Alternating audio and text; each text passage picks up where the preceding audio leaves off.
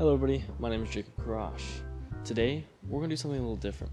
We're going to talk about why I've used so many cameras and why I landed on the two main shooters I use today. So let's get right into the video.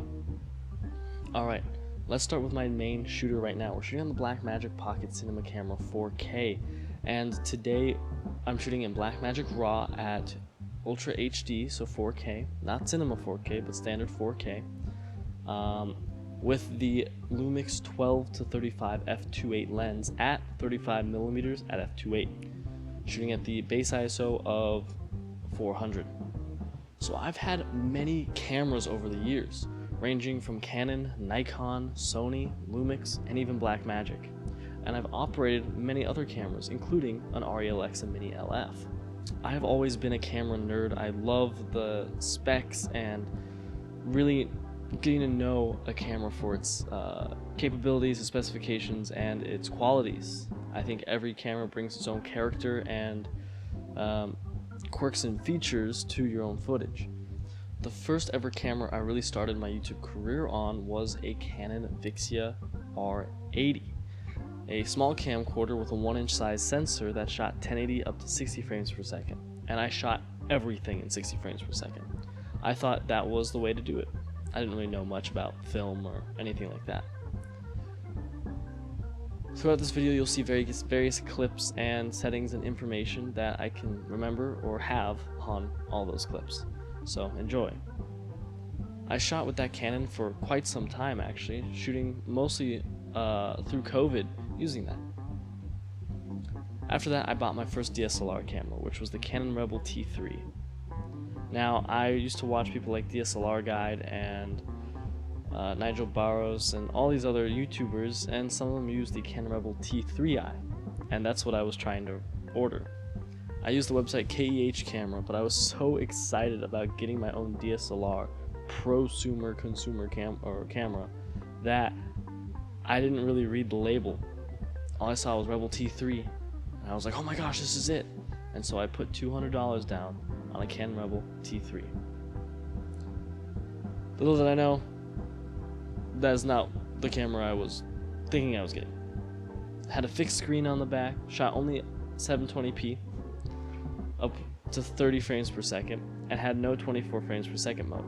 So I had to use Magic Lantern to hack the camera to fake it. I learned a lot using that camera. I learned that autofocus is for suckers. And still to this day, I very rarely use it. I'm manually focusing right now. And then I also learned that your image can look like garbage, no matter how nice the camera is, if you don't have good lighting. And you will see in a lot of this footage that I did not know what I was doing with lighting. So forgive me. After that, I stuck with that camera for quite some time, but I was gifted the Nikon D4, which was actually a landscape and sports photography camera from Nikon. It shot 1080p up to 30 frames per second and 720p up to 60 frames per second. And I loved that camera. Still fixed screen. I had a 24 to 70mm f2.8 lens, and I had a 50mm f1.4 lens. I thought I was the shit when I got that camera. I genuinely thought I was like the coolest person ever with the best camera gear imaginable. I shot so many events doing photos. I did my documentary on Christian rap called How Good Is God. All those interviews, everything was shot at 1080p at 24 frames per second or 720p at 60 frames per second for the slow-mo shots on the Nikon D4. That's when I really started getting the color grading. Now, this was all 8-bit footage, so there wasn't that much I could do, but I learned a lot in how to color grade. I even created my own flat color profile that I called JLog, Jacob Log. Was it a log profile? Absolutely not. It was basically the flat color profile, or the natural color profile, with the saturation brought down by like 10% and the contrast dropped all the way. Yeah.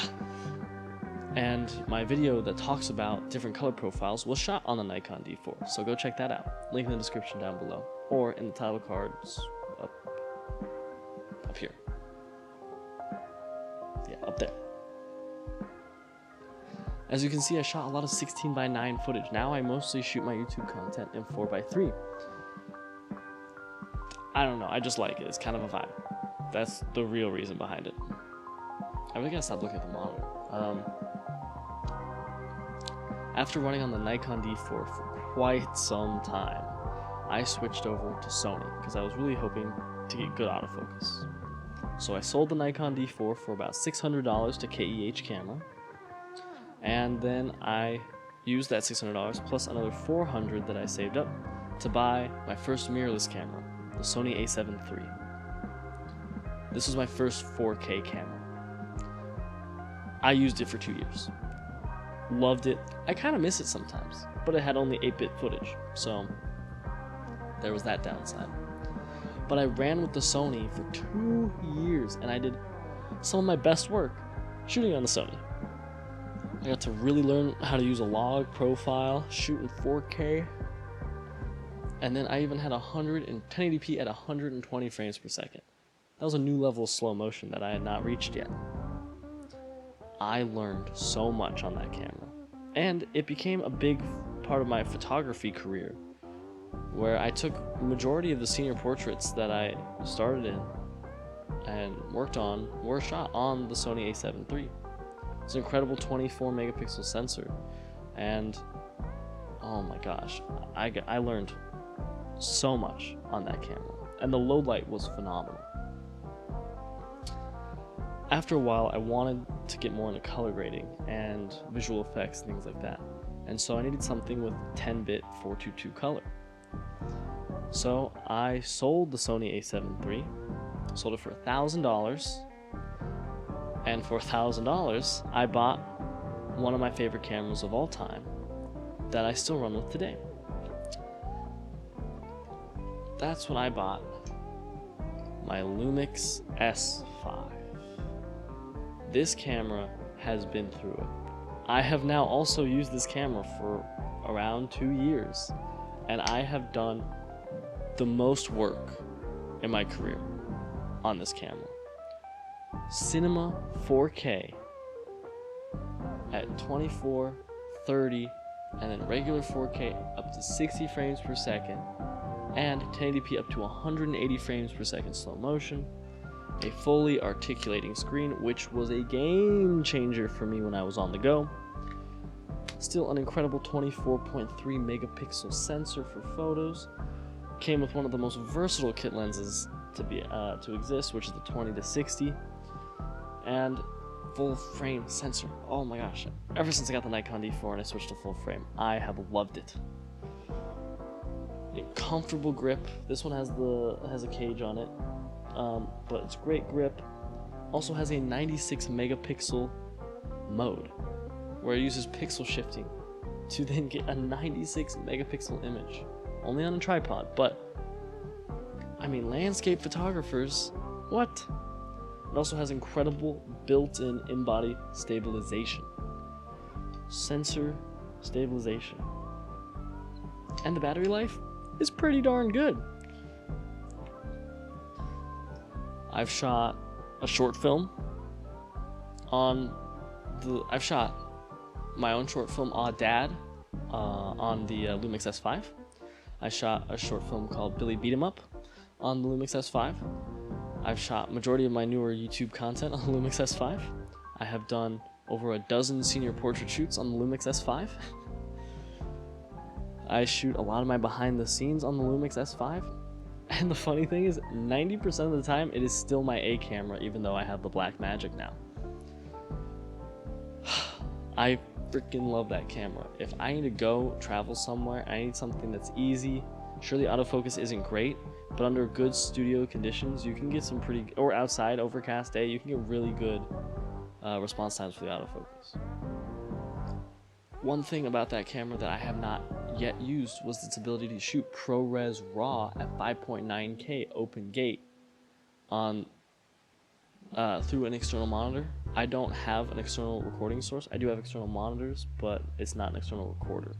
So if I ever get an Atomos Ninja 5 or something like that, then I will test that out and get to use the whole sensor, but as of right now, that's not an option for me. it was a life changer shooting in Vlog. Now, I have had my issues with Vlog. I think that Lumix really does lean magenta, especially when you are of a lighter complexion. And which is odd because if you shoot in the regular color profiles, you lean more green, but in Vlog you lean more magenta. Now I'm Puerto Rican, so I have a bit of a darker skin tone. I lean really orange in Vlog, and so skin tone adjustment is a big thing in Vlog that I have to deal with. But and the greens tend to be really, really vibrant green, like obnoxiously vibrant green. So like if you're looking at grass, things like it's got like a tealish look to it. So you kind of have to bring that down, dull it out a little bit in post, but it's not the end of the world. It's got some of the best dynamic range in Vlog, and the grading workflow is actually pretty simple. And then one of my other daily drivers, which I'm trying to shoot even more content on, so stay tuned, is my Blackmagic Pocket Cinema Camera 4K. Sure, I could have gotten the 6K, a 6K Pro, or really anything else, but I think the 4K is really slept on nowadays because of the fact that it's a micro four thirds sensor. I think everyone's like, I need an APS-C or a Super 35, or I need a full frame sensor, or 65mm sensor if you're using the Fujifilm Eterna. But like, the micro four thirds lens mount is one of the most versatile lens mounts compared to like the L mount that's on the Lumix S5. Lumix S5, it's so hard to find lenses for it. Costs a crap ton of money, and I do have the Sigma adapter, but it works best with Sigma lenses, not regular Canon glass. So like, it comes with its issues. You're shooting on a cinema camera that shoots Cinema 4K, shoots Blackmagic RAW, has like 13 plus stops dynamic range. It's incredible. Sure, you don't have autofocus, whatever. It's a cinema camera. You're not going to be using autofocus very often anyway. This camera, the Blackmagic Pocket 4K, was designed to be rigged out. And that's what I've done. I've got a V-mount solution, I've got the tilted cage on it, I have a shotgun mic on it, I have a monitor on top of it right now, I've got the 12 to 35 f2.8 Lumix lens on it, which I've actually really enjoyed working with the last few days. And I manually focused myself and I took a seat. And I'm still getting some of the best looking images I've ever gotten. People are concerned about micro four thirds with low light and things like that, but it's really useful. I'm actually a huge fan of Lumix and Blackmagic, and switching over to Lumix was probably one of my best decisions because I'm getting Canon colors for the most part, but Sony low light performance and Blackmagic like color workflow. And then they actually match up pretty well. You can easily match Lumix footage with your Blackmagic footage, which kind of blew me away. Now if you get newer Lumix cameras or the higher end ones, you can get Log C3 as one of the log color profiles. Really would recommend it. I love the S5, but if you get for the S5 II, you're going to get phase detect autofocus, which will be a game changer. And but I don't really need that for what I do. A lot of people ask me, why did I go from APS-C to full frame, and now my main shooter is micro four thirds? And I think the fact that micro four thirds, it kind of like, people kind of run away from it because it's such a small sensor. They're concerned about the low light performance and things like that. First off, if you're not lighting your space well, you're not doing your job right as a cinematographer or as a filmmaker. Just learn to light. That's my recommendation. Learn to light. This is what I'll say. Micro four thirds is a very unique sensor size now. I think it is still one of the most capable, especially lens mount wise. You have a lot of options for lenses. If you want to do micro four thirds and you want to get into photography, get one of the GH series, GH6, GH7, GH7. Great options for you. If you really want to get into the video scene for micro four thirds, Blackmagic Pocket 4K or Lumix G9 Mark II. Incredible cameras, great low light. The Lumix G9 Mark II has in-body stabilization, shoots 6K open gate 4x3, and has phase detect autofocus. It is this cinema camera in an S5's body with the S5's image stabilization, the S5 slippy screen, the ability to shoot open gate, and you can still shoot Blackmagic RAW on the G9 too. So if you want to take the two cameras that I've got and throw them all into one camera, get the G9 II, which you can get for under $2,000 on the used market. So yeah, that's why I'm a Lumix and Blackmagic shooter. Anyway, I've got a lot more content coming up for you guys. In fact, I have a review on this 12 to 35mm lens coming up that I'm working on right now. I just want to take a break. I wanted to shoot some more stuff with it. I still need to shoot a little more content with it to really show you its capabilities and the way it looks. It's all being shot on the Blackmagic. So that video will come out next week or so. So hopefully this video will be out by like Monday, June 8th or something like that. We'll see. I'm a busy guy. But thank you all for watching. I hope you enjoyed this video. If you did, please like and subscribe. Click that notification bell to be notified of all of my new content. And I'll see you all in the next video. Goodbye.